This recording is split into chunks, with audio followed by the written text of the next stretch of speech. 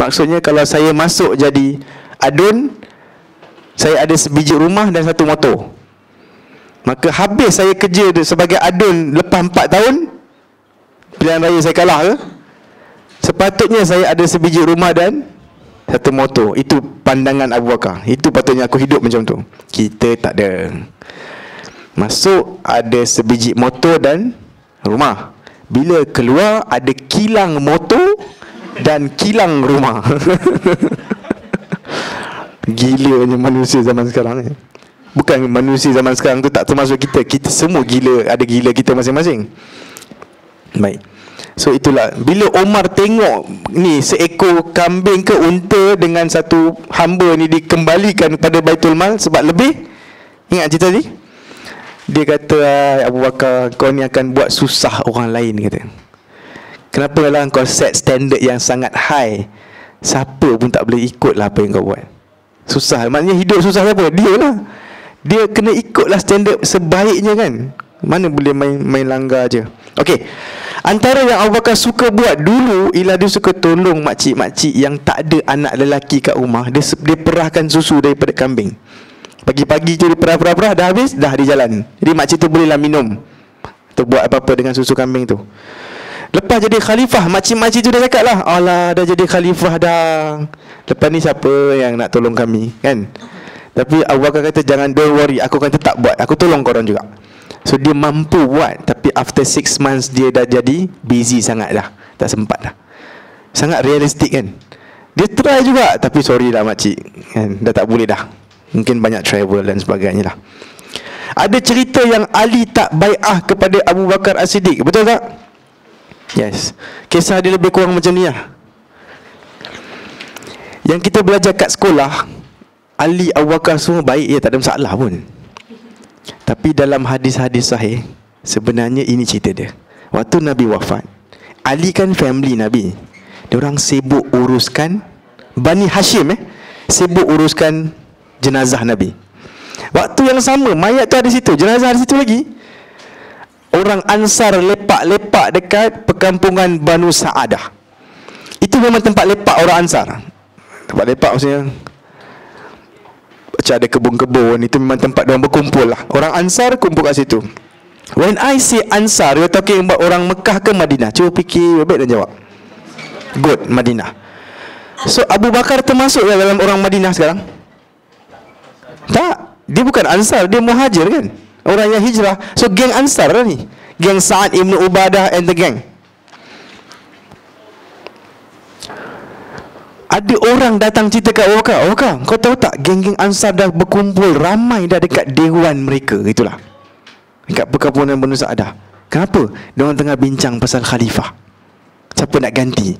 Abu Bakar kata okey, maka dia bawa Umar sekali. Dia bawa Umar, jom kita pergi mesyuarat tu. Masa tu Abu Ubaidah Ibn Jarrah pun ada sekali. Pergi sana dan mula bincang siapa jadi. Antara cadangan asal apa? Kamilah, sebab kami orang Madinah. Ini kan Madinah, kamilah. Kemudian ada pula belah orang Mekah pula cakap, ya, tapi ingat tak Nabi cakap bahawa pemerintahan itu ialah di tangan orang Quraisy. Sebab tu ada hadis tu tau, pemerintahan ialah di tangan orang Quraisy. Dah ada dah. Kemudian dia kata, okeylah, tak apa, satu khalifah di kalangan kami, satu di kalangan kamu. 2 orang. Boleh ke jadi gitu? Satu negara dengan 2 presiden? Dia kata tak boleh. Kita jadi ketua, engkau jadi pembantu, macam timbalan. Bincang punya bincang. Antara yang diorang cadangkan ialah Sa'ad ibn Ubadah, orang yang sangat famous, power lah ini, Sa'ad ibn Ubadah, di kalangan orang Madinah. Tapi nanti Abu Bakar akan bincang dengan dia, cakap sampai dia diam. Dan Abu Bakar akan cakap, dan Umar pula akan masuk campur. Dia akan angkat tangan Abu Bakar. Sebenarnya Abu Bakar akan start. Dia akan angkat tangan Umar dengan Abu Ubaidah Ibn Jarrah. Dia kata, kau pilih antara 2 ni, kita bai'ah dengan mereka. Cadangan asal Umar sebenarnya dan Abu Ubaidah. Kemudian Umar kata, Umar letak tangan di bawah. Ini lebih baik, katanya. Aku nak tanya, siapa yang berani untuk duduk depan dan Abu Bakar jadi makmum dia? Bukankah selama ni kita semayang belakang Abu Bakar kan? Siapa nak jadi berani jadikan dia ni makmum kita? Dia kata tak adalah, dia lah imam kita. Yes, I tell you what, let him be our imam. Dan dia angkat tangan Abu Bakar, aku berbai'ah dengan dia, jom bai'ah dengan dia. Maka semua orang akan bai'ah dengan dia. Ada orang yang tak terlibat dalam mesyuarat ni. Siapa? Bani Hashim. Ali tak ada kat sini. Dia tak tahu pun tengah jadi apa kat sini. Dekat rumah uruskan jenazah sepupu dia, kan dia family. Maka Abu Bakar akan terbai'ah. Tetapi nanti Abu Ubaidah saya kata Sa'ad Ibn Ubadah tu, yang daripada Madinah tu, mengikut riwayat dia akan cakap, korang paksa aku buat macam ni. Dan kononnya dia akan merajuk, paksa terima Abu Bakar jadi pemerintah. Pada kita Abu Bakar tu sangat hebat, betul tak? Pada kita, pada mereka, you kawan Nabi, I pun kawan Nabi. What's so special about that? Okay lah, you masuk Islam awal, tapi aku duduk Madinah, jauh dari Nabi, memang tak ada peluang masuk Islam. Faham tak? Pada mereka, you are my friend, I'm your friend. Itu je. Pada kita, jangan cakap macam tu pasal Abu Bakar, betul tak? Jadi si Sa'ad Ibn Ubadah ni, mengikut riwayat, dia ada terasa, dan dia akan menyendiri sikit. Dia akan pergi jauh-jauh, dan nanti dia akan pindah sampai ke Syria, dan dia akan mati di sana. Seolah-olah macam mati merajuk gitulah. Mati korang tak respect apa aku cakap lah. Itu lebih kurang. Tapi dia tak lawan tau. Kena ingat, just I don't want to campur korang lah, pergi tempat lain. Okay, habis Sa'ad Ibn Ubadah mencerita. Ali pula, bila dah dengar-dengar ada khalifah-khalifah ni, dan ada bunyi-bunyi sikit, maka Abu Bakar pula akan pergi. Dia cakap kat Umar, aku nak pergilah jumpa Ali. Masa ni kita anggap Nabi dah dikebumikan lah. Aku nak pergilah jumpa. Umar cakap, jangan, aku takut diorang brainwash kau. Abu Bakar ni orang baik kan. Kalau dia jumpa Ali, bayangkan dia seorang-seorang pergi dekat perkampungan Bani Hashim. Ada Abbas, ada anak Abbas, ada Ali, apa semua. Kan diorang boleh brainwash dia. Come on lah, kita semua darah Nabi tau. Kan, kita semua family Nabi, darah-darah. Mungkin dia akan, okey lah, letak jawatan bagi engkau. Tapi Umar takut. Tahu Abu Bakar jawab apa? Umar, what can they do to me? Maknanya kau jangan ingat aku lembik sangat lah. Aku tahu apa aku buat. So Umar kata, okey, pergilah. Dia pun pergi jumpa Ali, bincang dengan Ali. Bincang. Diorang cakap lah diorang punya kes. Ali kata, urusan kau selama ni semua kita orang respect, no problem. Kau memang orang baik, no doubt. Kecuali satu je urusan yang ini, kita rasa kau dah buat, kau dah lebih sikit daripada apa yang patut kau buat. Ali berpendapat yang patut jadi khalifah ialah dia. Normal lah. Logik tak? Logik. Tapi Abu Bakar akan bagi, dia akan cakap, antara yang dia cakap apa tahu? Ali, kau ni muda lagi. Sebenarnya umur dia 30 je. Abu Bakar dah 60 orang. Dia ni, Abu Bakar dah ada, dia tak wujud lagi. Faham tak? Abu Bakar dah mula cakap pasal Islam apa-apa, dan kau tak ada pun lagi, lebih kurang gitulah. Kau masih budak-budak lagi. Aku dah masuk Islam waktu kau budak-budak. Umur dia mungkin 6 tahun, 7 tahun je masa Abu Bakar masuk Islam, lebih kurang. So, biarlah, your time will come lah. Your time will come, and lebih kurang macam tu. Dan Abu Bakar kata, wallah, aku hijrah dulu tu pun kerana Allah, kerana Rasul, dan kerana keluarga dia. Faham tak? Kita ni berkorban untuk korang semua tau. Janganlah anggap kami benci dengan kamu. Jangan anggap kami tak suka ataupun nak sisihkan kamu. Akhirnya semua orang jadi sedih, emosional. Adik kata, okey, dah, tutup cerita. Dan lepas itu, mengikut riwayatnya, dia akan berbai'ah kepada Abu Bakar As-Siddiq. Okey, tapi ada satu kes lagi. Isteri Ali merajuk dengan Abu Bakar. Siapa isteri Ali?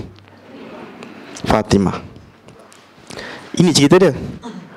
Masa peperangan Khaybar, here, lepas hijrah juga. Lepas hijrah jadi banyak benda. Fathu Mekah pun sini, ada 4-5 benda berjadi sini. Masa peperangan Khaybar, Nabi duk serang Khaybar. Khaybar dah kalah. Bila Khaybar kalah, dia punya sister city ataupun tanah yang dekat, dia namanya orang Fadak. Nama tempat lah, tak payah hafal lah. Dia orang jadi takut. Lepas ni mesti dia orang serang kita kan. Jadi ini Khaybar dah dapat dah.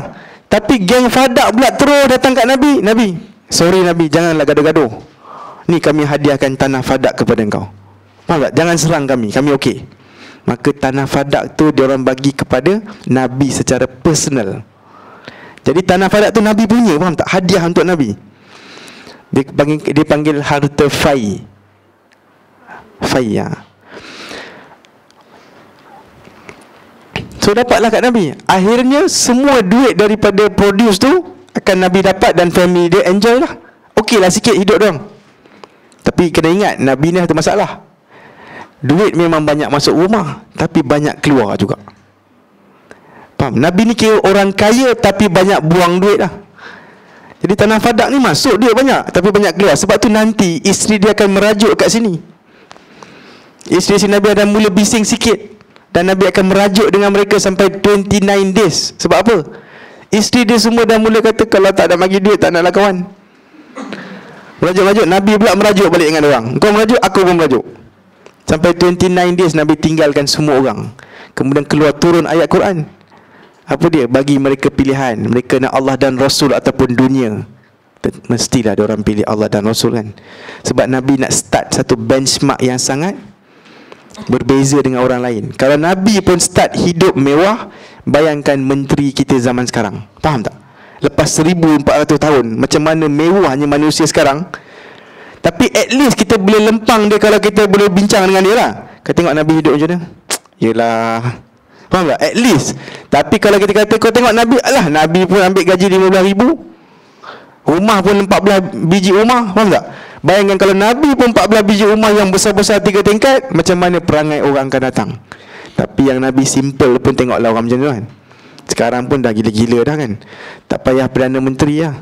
Jenis pengarah pun dalam kabut, bubur tempat bubur cawan, dia buburnya duit kan. Gila punya duit, betul-betul banyak. Entah dari mana datang Allahu Akbar. Ni ambil duit saya ke? Sebab tu saya tak ada duit. Dia orang simpan dalam kabut. Cantik. Tanah Fadak tu, thank you. You are the keep assistant. Tanah Fadak tu kepunyaan family Nabi kan. Bila Nabi wafat, Fatimah datanglah tuntut. Mana tanah Fadak tu kan, jomlah bagi kita boleh faraid kan, sama-sama dia. Dan Fatimah akan dapat banyak sebab dia satu je anak perempuan Nabi yang hidup waktu Nabi wafat. Jadi kalau ikut kiraan dia, kalau tak silap saya lah, separuh dia dapat, lagi separuh isteri-isteri Nabi akan share. Kalau betul lah faraid saya memang tak pandai faraid lah, tak pandai. Separuh isteri Nabi ni, dan separuh lagi separuh Fatimah, separuh lagi isteri Nabi. Lebih kurang. So Fatimah lah pergi minta hak dia. Abu Bakar kata tak boleh, tanah Fadak akan masuk dalam Baitul Mal. Mengamuklah Fatimah. Apa ni, bapak aku baru meninggal, dan kau boleh selamba-selamba ambil tanah bapak aku dan bagi kat kerajaan. Aku ni selama ni macam mana kan? Dia marah dan dia akan merajuk dengan Abu Bakar As-Siddiq. Mengikut riwayatnya, dia takkan cakap dengan Abu Bakar selama 6 bulan sampai dia mati. Merajuk. Tapi kena faham, perempuan zaman tu bukan perempuan duduk dekat bus station dan LRT station, boleh lepak-lepak sana sini, duduk kat parlimen, tunggu Abu Bakar datang. Ayo Bakar, okey ke kau? Kan, bukan macam tu. Perempuan duduk rumah, Abu Bakar uruskan kerajaan. Nak ceritanya, Fatimah tak ada sibuk-sibuk nak pergi Assalamualaikum ya Khalifatul Rasul. Faham tak? Dia tak sibuk lah nak jumpa Abu Bakar sebab merajuk.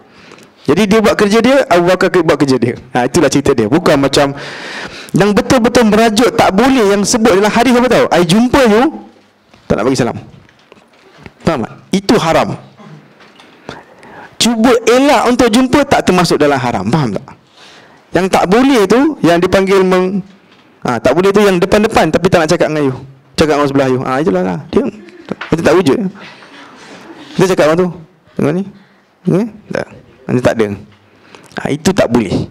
Okey. So Fatimah akan merajuk. Tapi kenapa Abu Bakar tak nak bagi tanah? Itu siapa nak tahu? Tak siapa tanya pun.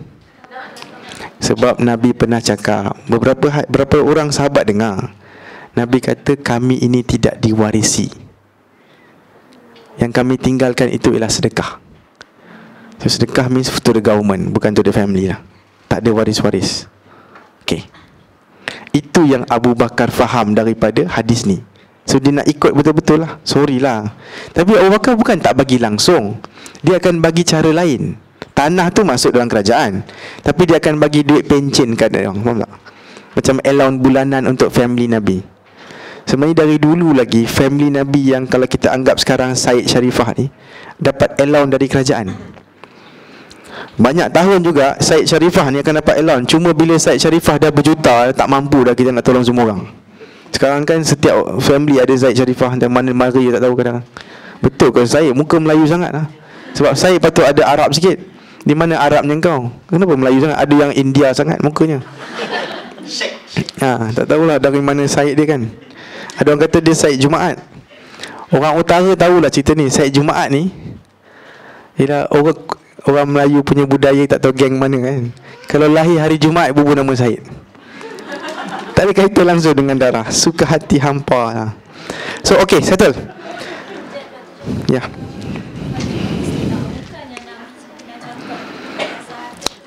Good question. Sister cakap, takkanlah Fatimah tak tahu kan? Dia anak Nabi kot. Takkan dia tak tahu yang bapa dia pernah sebut hadis ni? Sebenarnya kan, ramai sahabat Nabi tak tahu hadis Nabi yang lain. Dia tahu apa yang dia dengar, dah itu je lah. Oh, yang tu kau dengar kat mana kau dengar? Oh, ya ke? Okey, faham tak? Pernah sekali, korang semua tahu tak, kalau datang rumah saya, bagi salam 3 kali, saya tak jawab, korang kena buat apa? Balik. Sebab understood yang saya mungkin tak bersedia nak jumpa you dan sebagainya. Betul tak? Itu adab dalam Islam. Pernah sekali seorang sahabat Nabi, siapa ingat nama dia? Dia pergi rumah Omar. Omar tau, Omar orang hebat kan. Patutnya dia tahu semua hadis Nabi kan. Dia jumpa Omar, pergi rumah Omar, bagi salam, Assalamualaikum. Omar tengah siapkan sesuatu, dia tak dengar sangat, tapi dia macam tahu ada orang lah tu. Assalamualaikum, tak ada bunyi. Assalamualaikum, tak ada kan. Orang tu terus balik. Baru Omar berjaya nak keluar rumah. Sini. Dia dipanggil balik. Omar kata, yang kau cepat sangat nak balik tu kenapa? Dia kata, aku dah bagi salam 3 kali, aku balik lah. Apa pasal? Tunggu je lah, bagilah salam lagi. Kata tak boleh. Omar cakap, bagilah salam lagi. Dia kata tak boleh. Apa tak boleh tak? Sebab Nabi pernah berkata, when you go to a place and you give salam, then you give salam, tak ada, you just come back. Umar kata, betul kau ni? Umar tak pernah dengar hadis ni. Kau jangan pandai-pandai kau ni, sebab ini benda penting. Kau pandai-pandai, kau dengar dengan siapa? Ada seorang lagi, mari aku cari. Umar akan pergi jumpa kawan sahabat seorang lagi. Betul ke dia cakap apa yang kau cakap tu? Ya, aku pun dengar. Nabi kata 3 times salam and then go back. Okey. Baru Umar terima. Maknanya banyak hadis Umar tak tahu. Tak tahu langsung cerita ni. Sebab hadis ni dia berterabur, bukan dalam buku. Masa tu hadis berterabur apa? Dalam hati-hati manusia dan dalam kertas sikit-sikit. Kepada Abu Hurairah ada hadis dia. Kepada kepada Huzaifah ibnu Al-Yaman, hadis-hadis rahsia tentang syurga neraka. Ada rahsia-rahsia sikit apa? Siapa munafik? Dekat dia je.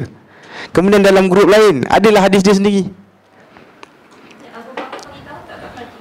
Bagi tahu, tapi Fatimah mungkin tak rasa ini maksudnya ialah itu.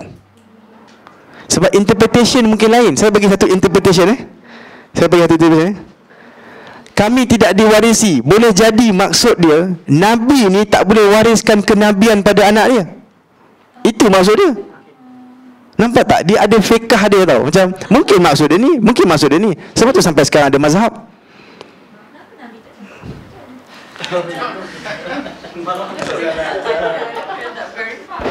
Wow. Ni dah ada perangai orang Arab yang saya cerita tu. Benda dah berlaku, orang dah mati, kau tanya kat aku, macam mana aku nak jawab? Tapi bagus, thank you sister. At least semua orang boleh gelak dan yalah, tak stres sangat kan. Bagus, soalan tu bagus. Kenapa Nabi tak clarify?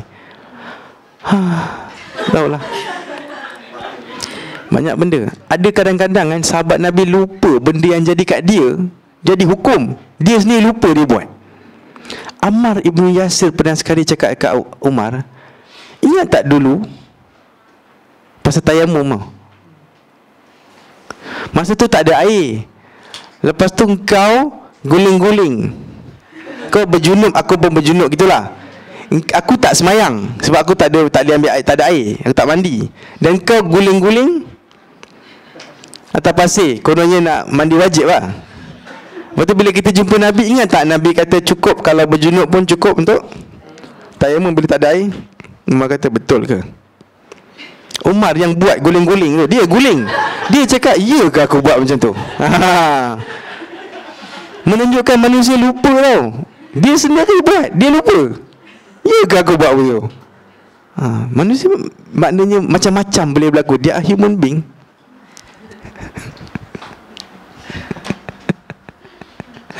Okay, tapi betul lah, like you can ask me, macam kenapa orang lain tak tahu, kenapa tidak dibising-bisingkan, Allahu alam. Nabi pun bukan sentiasa ada ceramah macam ni. Kena faham tau. Nabi hidup macam biasa, kan? Hidup macam biasa. Dia pergi sana, pergi sini, dan apa yang dia nak ajar, dia ajar. Okay, Fatimah akan merajuk mengikut riwayat nombor 1. Ali akan bai'ah simple aja, macam bai'ah terpaksa, faham tak? Semua orang bai'ah kan? Okay. Tapi lepas tu 6 bulan Ali tak tolong apa pun kepada kerajaan. Padahal Ali orang penting dalam kerajaan sepatutnya. Kerajaan Nabi, Ali sangat penting. Tapi tiba-tiba kerajaan Abu Bakar, Ali tak ada bunyi langsung. Dia bukan menteri.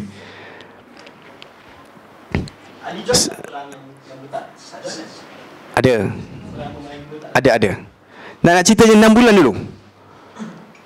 Lepas 6 bulan baru dia jadi menteri. Kalau saya boleh guna perkataan menteri, dia akan jadi qadi dan sebagainya. Kenapa 6 bulan? Sebab isteri dia akan mati sebenarnya. Ali tahu isteri dia tak puas hati. Atas respect, kau tak suka. Sebab macam mana pun ni anak Nabi. Dia isteri aku, tapi dia anak Nabi. Dia respect dia lain sikit. So tak apa, kau tengah marah kan? Okay, aku pun join marah dengan kau. So tak apa, follow je. Tapi nanti Fatimah mati je, Ali akan terus jadi aktif dalam kerajaan. Dia akan jadi orang besar dalam kerajaan dan tolong-tolong pemerintahan Abu Bakar As-Siddiq punya. Dan dia akan kahwin banyak lepas tu. Yang tahan dia selama ni dah Nabi kata, janganlah kahwin, kesian kat anak aku ni. Gitulah lebih kurang maksud dia. Nabi pernah halang poligami satu orang lah, iaitu Ali lah. Ini boleh jadi hujah ni, tak boleh poligami. Tapi kita kena tunggu Nabi cakap lah. Dan dia akan kahwin 6 ke 7 orang lepas ni, Ali. Ada kahwin cerai semua. Menarik juga cerita Ali, nanti dia akan kahwin dengan satu orang. Okey, nantilah kita akan sampai insyaAllah. Baik, habis lebih kurang ya. Sorry pasal merajuk ni. Banyak dalam sirah cerita pasal merajuk, tak ngam, tak best. Jawab salam wajib kan. Tapi kalau kita boleh mengelak, you said boleh mengelak kalau kita merajuk. Okey, mengelak ni kalau kita jemput dia dari segi nak ambil lesson daripada sirah lah. Kalau kita rasa kalau kita jumpa orang tu, of course kita try tu doa yang baik lah untuk dia. Kita tak mengutuk dia jaga hak dia lah, tak ribak lah atas dia. Tapi kalau dia jemputan tapi kita tak tunaikan sebab kita tak nak jumpa dia. Tapi kalau dia bagi salam, kita bagi that kind of thing. Jemputan isu ni jemputan lah. Nabi kata hak seorang Muslim kepada Muslim lain apabila dijemput dia pergi kan. So seolah-olah macam itu pun kena pergi juga. Tapi tak payah nak badi-badi dengan dia lah. Tak payah tangan gini, makan balik lah. Buat biasa-biasa dah, pakai Assalamualaikum balik lah. Sebab memang hati tak ngam dengan orang tu kan. Setengah orang mulut dia memang agak boleh tahan kan. Duduk lama sikit dengan dia, kita rasa hati kita hancur lah. Balik rumah kena bina balik hati.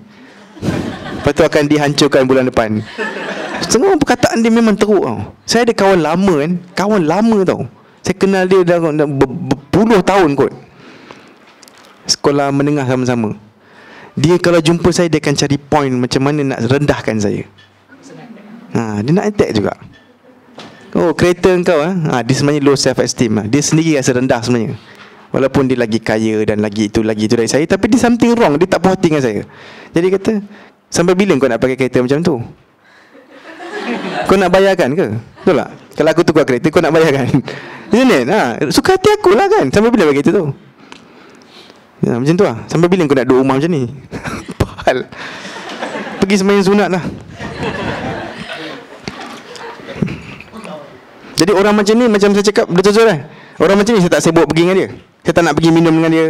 Tak nak. Tak best. tak pergi tempat yang dia pergi. Kalau dia jemput lah. Macam terpaksa je. Alright. Tentera Usamah tu tak apalah, kita tinggalkan. Ini semua benda-benda politik ni kan. Tapi sikit. Nabi sebelum dia wafat, dia dah siapkan tentera Usamah bin Zaid. Dia kata, kau pergi the land where your father got killed. Siapa? Bapak dia kena bunuh kat mana? Perang Mu'tah. Perang Mu'tah ni kat atas Jordan. So you know what? You go up there. Jordan ialah sebenarnya Syam lah.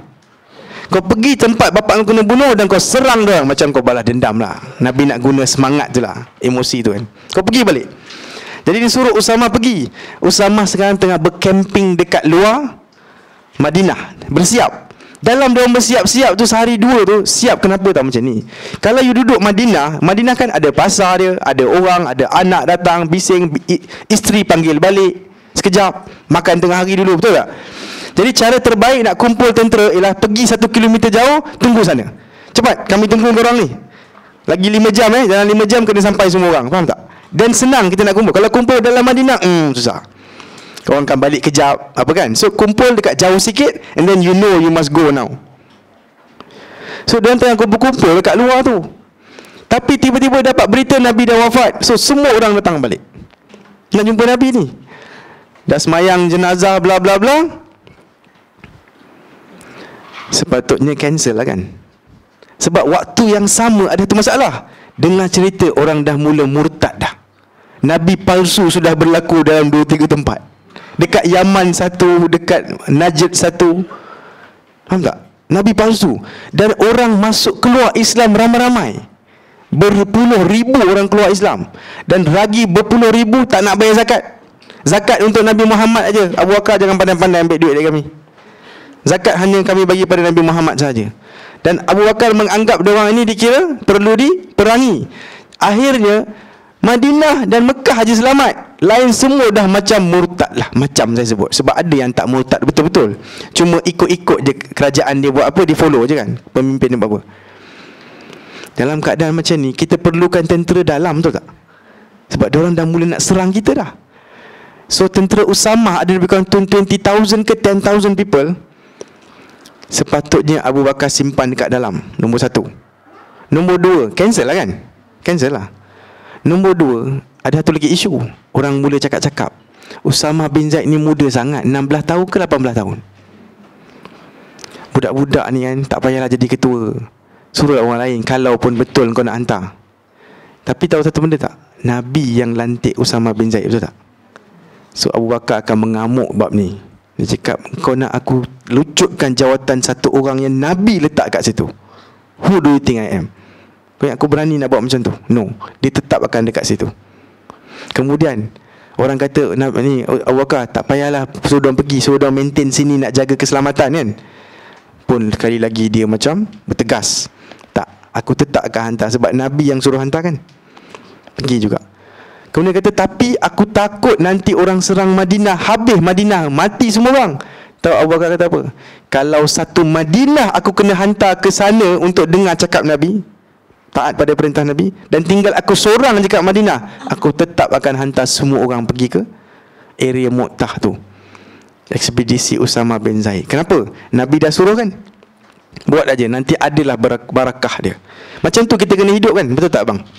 Betul tak? Kalau ini memang Nabi ajar. Nabi ajar apa? Kalau nak kahwin, apa? Ada 4 benda kan. Contoh kahwin lah, benda yang paling dekat. Kalau cakap perang, korang semua jauh dari peperangan. Kahwin tu macam berperang pun kadang. Perang dengan mak bapak. Mak bapak tak nak bagi kahwin. Kalau nak kahwin, Nabi suruh tengok apa? Tengok agamanya. Tengoklah kalau dia duitnya stabil. Tengoklah dia punya family. Tengok rupa dia. Yang terbaik, kau pentingkan agama dia. Dah kan? Dah buatkan semua tu. Bismillah lah. Ni tak macam Abu Bakar lah. Faham tak sepatutnya? Kan Nabi suruh kan?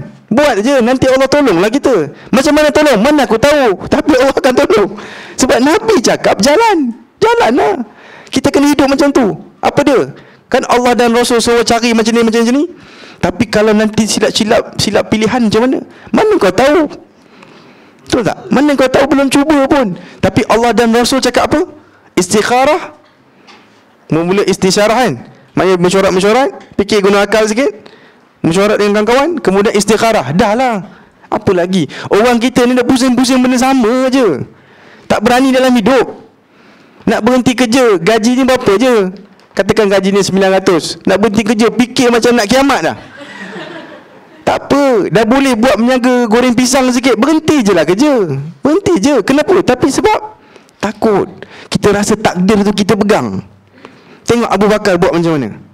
Takdir tu bukan tangan aku, tapi Allah dan Rasul suruh kan, buat aja, nanti dia akan settle. Betul. Orang Rom yang tunggu kat atas tu dengar cerita kematian Nabi semua, dia kata settle lah masalah, habislah dia orang. Kan Muhammad mati dah. Bayangkan Nabi Isa sudah mati, faham tak? Pada pendapat dia orang, dah habislah korang, matilah korang. Dalam keadaan habislah korang, tambah dua perkara. Dah lah Nabi korang mati, orang korang pun murtad. Rosak dah, habis. Islam tak ada apa-apa dah. Tengok tiba-tiba 10,000 orang tengah march ke engkau dengan Usama bin Zaid. After 2 days Nabi wafat. Jom sambung yang kita plan hari tu. Mereka cakap apa? Korang ni memang lain macam. Lain macam. Baru diorang tahu Islam jangan main-main dengan orang Islam. Ini dia dapat satu apa tu dipanggil nama yang sangat baik dan nama yang agak menggerunkan orang-orang yang nak gaduh dengan kita lah. Akhirnya tahu tak apa jadi Army of Osama ni? Diorang semua lari, tak jadi gaduh pun. Kita nak gaduh dengan Rom tu, tak jadi gaduh. Diorang akan balik, tak ada peperangan. Tapi dia punya reputation dia sepanjang perjalanan tu, dia jadi orang takut dengan kita. Baru kata jangan main-main dengan orang Islam. Ada soalan? Itu cerita Army of Osama. Next, Nabi palsu. Nabi palsu antara yang famous ialah Musailamah Al-Kadzab. Kita tak payah hafal lah semua ni, at least tahu je lah. Zaman Abu Bakar, zamannya agak berterabur sebenarnya tau. Macam-macam berlaku. Kalau saya jadi ketua, saya rasa saya mati heart attack lah kot. Sebab apa ni kan? Ingatkan ganti Nabi ialah adalah macam kelebihan macam Nabi kan. Orang respect. Tak, orang tak respect. Orang tak respect. Orang kata ni Abu Bakar tak payah. Sebab Abu Bakar ni dia tak ada rupa orang hebat, faham tak? Dia orang yang kuru-kuru dan bengkok-bengkok sikit. Simple je orangnya. Tapi nak ceritanya, kita ingat kita boleh dihormati, bukan mudah lah. Orang kutuk dia. Ada orang panggil dia apa? Kan dia namanya Abu Bakar, maknanya bapa kepada unta yang kuat. Orang panggil dia Abu Fasil, maksudnya unta yang lemah ke unta tua gitulah. Ataupun unta baby, faham tak? Orang Perli. Itu cara orang Perli sama dia orang lah, bagi gelaran. Macam kita lah, si Tempang ke apa kata.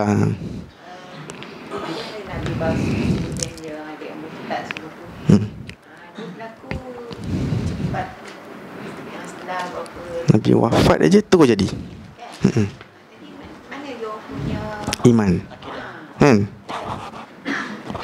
tahu Bakar tu sangat close dengan Nabi. Okey. Puan tanya, kenapa teruk sangat dia orang ni, betul tak? Ramai tau. Sebenarnya majoriti orang Islam akan murtad sebenarnya. Majoriti. Bukan murtad yang aku tak nak sembah Allah, aku nak sembah batu. Bukan itu punya murtad. Macam betul ke korang ni? Betul ke zakat kena bayar kat engkau? Macam itulah. Dia dah mula doubt Islam. Dan ada pula geng-geng Nabi palsu pula. Itu memang betul punya murtad lah tu. Dia kata dia Nabi setelah Nabi Muhammad. Soalan kak ialah, diorang tak tahu ke Abu Bakar ni siapa? Respect lah sikit. Sahabat Nabi yang paling rapat. Jawapan dia, diorang tak tahu. Diorang tak tahu. Yang kita tahu semua ni daripada buku-buku sampai kat kita, daripada orang berilmu ke orang berilmu. Senang cerita macam ni lah. Orang keliling kita kenal kat Abu Bakar siapa? Kecuali satu line atau dua line aja. Macam kita belajar ni, kan kita makin build up kan. Abu Bakar jangan main-main, betul tak? Kita respect dia lebih, respect dia lebih. Sebab kita belajar ni. Balik cuba tanya kawan-kawan, Abu Bakar siapa? Khalifah lah.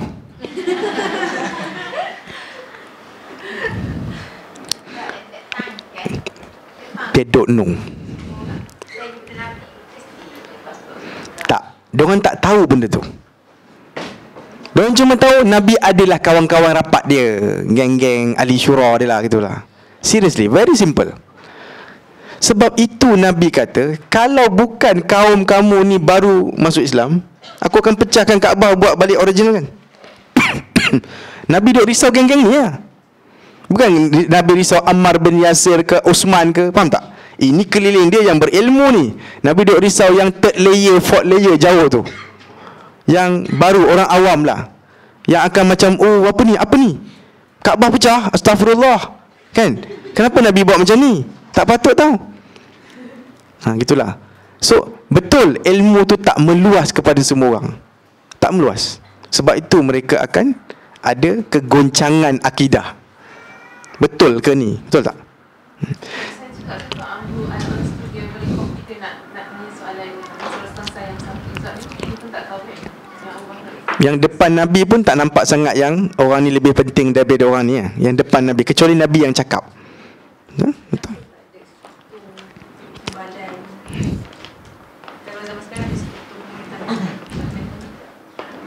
Orang yang ada iman ikut aja yang ada iman. Lepas Nabi, Abu Bakar kan, ikut je. Siapa jadi khalifah pun kita follow. Sebab Nabi pernah cakap, taatlah pada orang walaupun dia, taatlah walaupun kau diperintah oleh seorang budak hitam. Masuk budak hitam bila hamba. Ethiopia disebut lagi, Habasyah, yang kaki dia keding-keding tu. Maksudnya memang betul the black from Habasyah lah. Walaupun dia jadi ketua, kau taat. Sebab dia pemimpin sekarang. So itu diketahui oleh ahli ilmu, orang yang tahu hadis ni. Ramai sangat orang tak tahu benda-benda macam ni. Kalaupun pernah dengar, dia akan bagi interpretation suka hati dia, tahu tak? Itulah.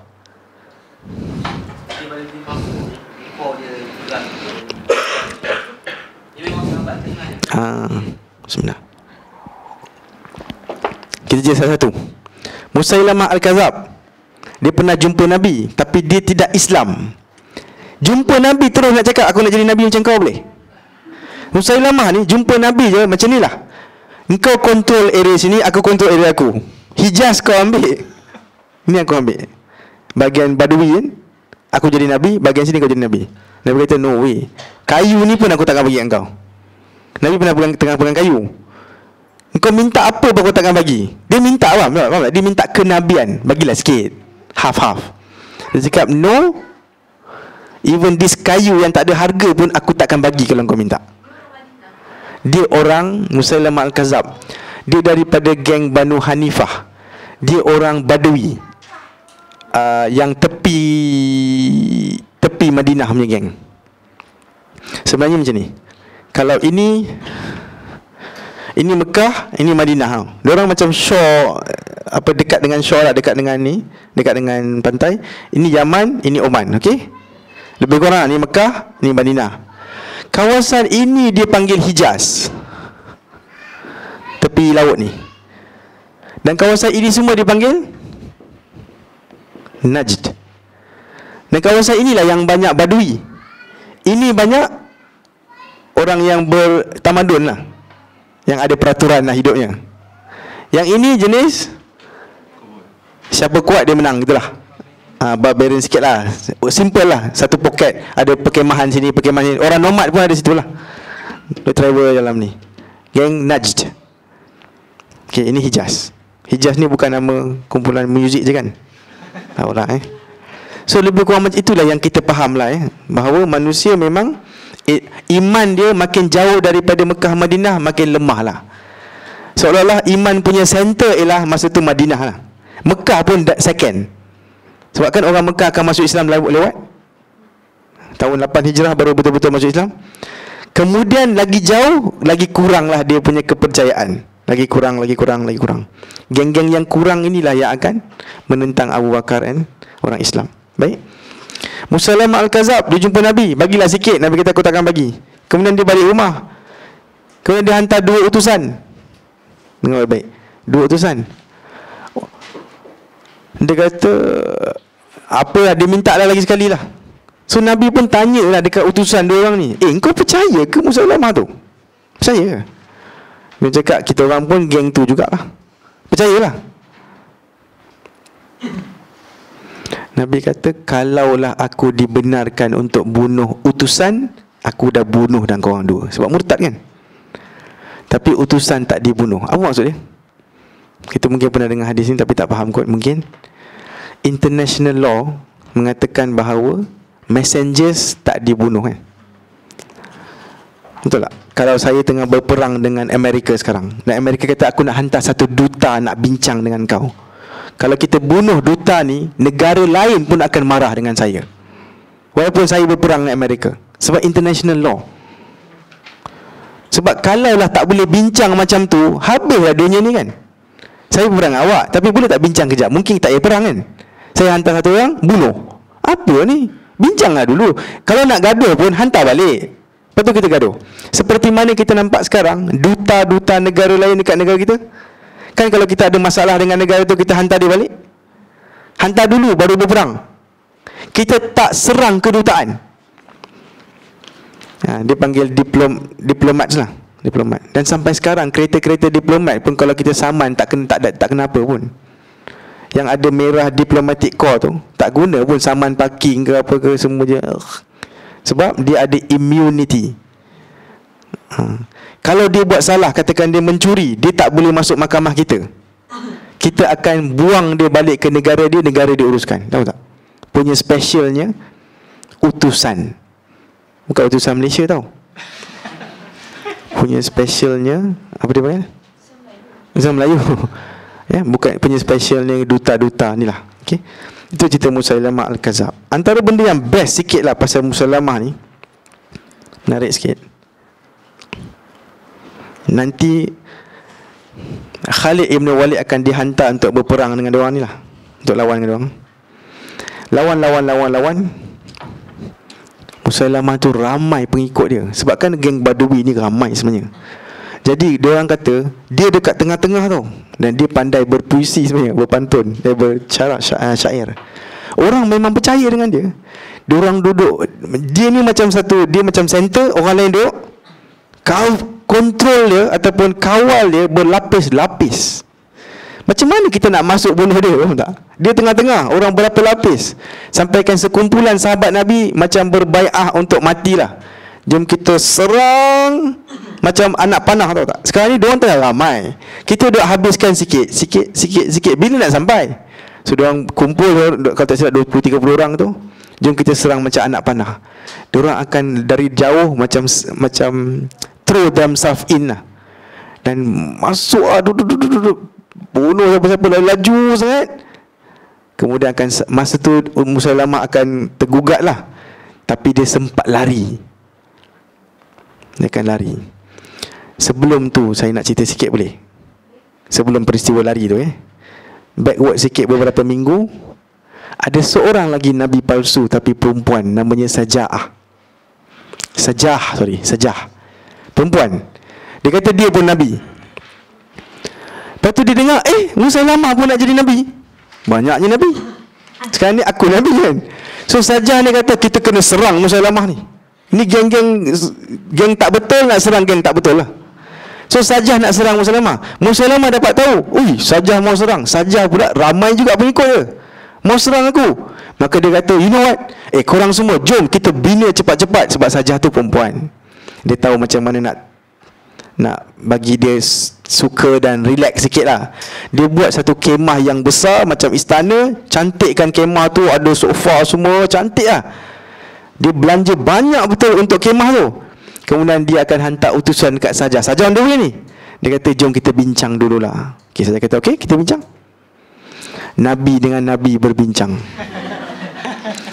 dalam kemah yang sangat mewah. Tapi problemnya satu Nabi, satu lagi Nabita.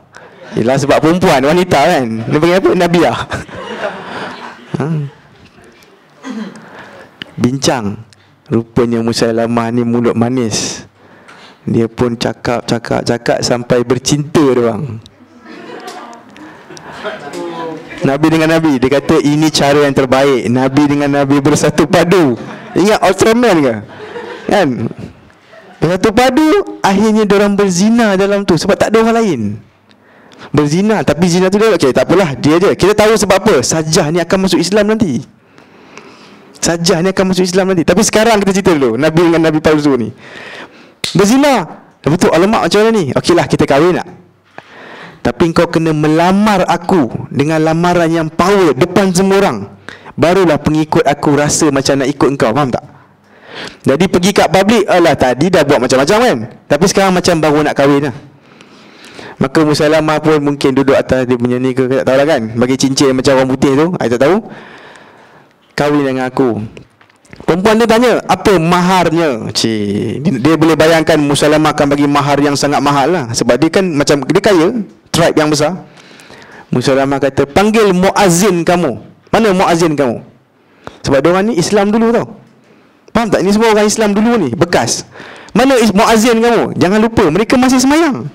Isunya mereka ada Nabi baru sahaja. Azan semua ada lagi. Muazzin mana muazzin? Panggil muazzin. Musailamah tanya muazzin ni, engkau semayang berapa kali? Kau kena azan berapa kali satu hari? 5 kali. Dia pun cakap lah subuh, zuhur, azan. Lepas ini, mahar aku kepada Nabi engkau ni, Sajah ni, ialah 2 waktu semayang. Kepahaman? Dia bagi diskaun. Musailamah bagi diskaun. Lepas ni semayang 3 kali je. Lepas ni semayang korang 3 kali je. Tak, sekarang selama 5 kali. Penat lah, dia faham. Nabi ni baik. Dia sambung cerita Isra Mi'raj lah sikit lagi. Yang minta diskaun janganlah. Dia sambung lagi tu, aku bagi 2 lah diskaun kat korang. Agak-agak korang lah, yang korang kat depan ni, kamu kalian ni, agak-agak di diskaun kat waktu yang mana satu? Subuh confirm. Okay. Dan subhanallah, betul. Dan betul Nabi kata untuk orang munafik ini 2 solat ni susah untuk orang yang, untuk orang-orang yang ada masalah penyakit dalam hati. Akhirnya diorang kena sembahyang 3 kali je. Dah diskaun. Jadi diorang kena sembahyang 3 kali je lah. Atas dasar mahar Musailamah kepada selamba suka hati. Ini mahar paling batil sekali dalam dunia. Ini mahar yang paling haram dalam dunia ni. Okay. Habis cerita, kahwin ada orang. Kemudian Sajah akan balik kampung dulu. Adalah urusan dia. Musailamah akan diserang oleh Khalid ibn Walid. Serang punya serang yang jadi macam tadilah. Balik pada cerita tadi, yang diorang duk pusing-pusing, dia kawal dia tu. Akhirnya dia dah terkena, dah tertolak sikit. Dia lari masuk satu taman. Nama taman tu Hadikah. Hadikah tu maknanya taman dalam bahasa Arab. Kita panggil dia kalau tak silap lah, Hadikatul Maut, Taman Maut diorang panggil dia. Sekarang nama dia. Area ni adalah area Banu Hanifah. Ingat je dulu, tak apa, tak payah hafal. Taman kan susah, diorang ada gate tau. Dia macam satu kubu lah ni, ada gate. Dia kena panjat atas. Mana nak panjat? Bukan senang. Kalau you panjat, seorang je boleh panjat tu tak? Sambil you panjat, you dah kena arrow dah, mati dah. Jadi apa nak buat? Diorang macam buntu lah, nak buat apa? Ramai dalam tu. Musailamah. Kena ingat, dalam tentera Khalid ibn Walid ada Abu Dujana. Kalau siapa datang sirah dulu-dulu, Abu Dujana dalam perang Badar, kalau ingatlah. Dan dalam tu juga ada Wahsy. Siapa Wahsy? Orang yang bunuh Hamzah. Dan Wahsy bawa tombak sama yang dia bunuh Hamzah. Sekarang Wahsy sudah Islam. Hari tu dia bunuh Hamzah kan? Okay, dia nak lepaskan diri dia kali ni, nak tebus kesalahan dia. Ada Abu Dujana, ada Wahsy. Dalam grup ini juga, kalau tak silap saya, ada Ummu Ammarah.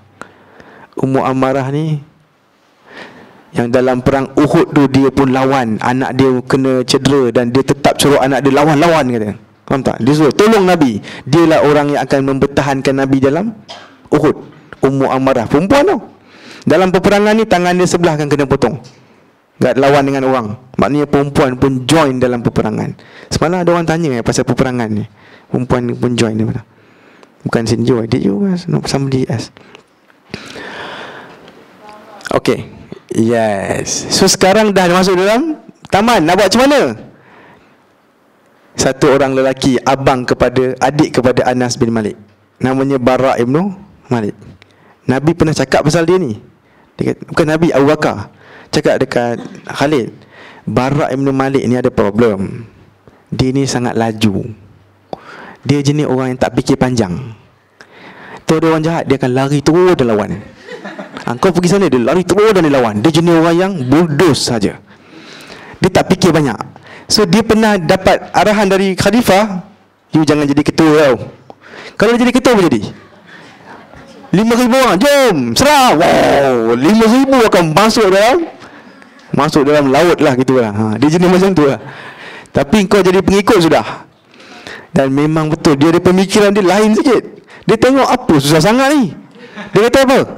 Korang angkat aku, angkat dan campak aku masuk dalam taman belah sana. Gila ke? Sorang-sorang. Ya, pergi. Dia orang macam hesitate tau.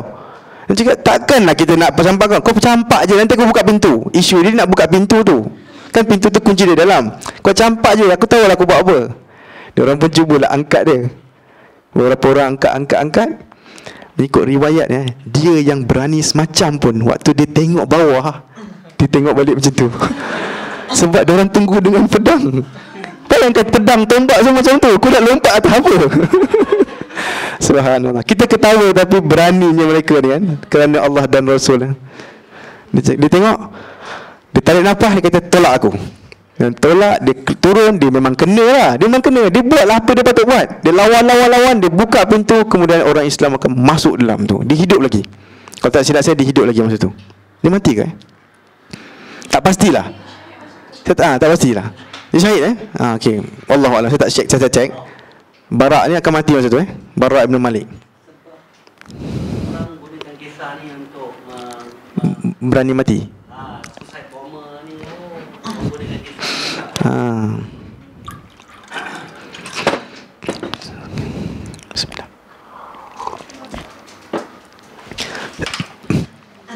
Okey. So bukalah pintu, muka orang serbu. Wahsy masa tu dia cerita. Ini perspektif Wahsy. Dia kata, aku menyesal bunuh Hamzah dengan tombak aku ni. Jadi aku berharap